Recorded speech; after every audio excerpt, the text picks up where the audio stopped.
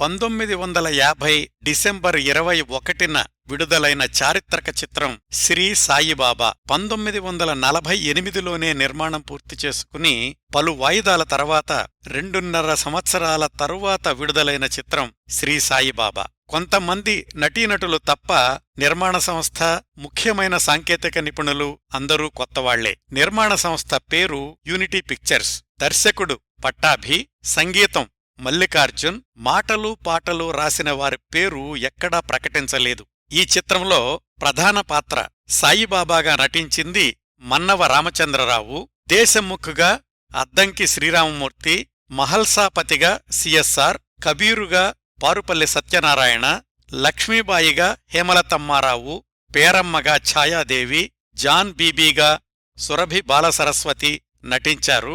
జాతి మత భేదములు, అసూయాద్వేషాలు పోగొట్టి సర్వమానవ సమానత్వము, విశ్వప్రేమ కొరకు పాటుపడ్డ మహాత్యాగి జీవిత చరిత్ర అని ప్రచారం చేశారు.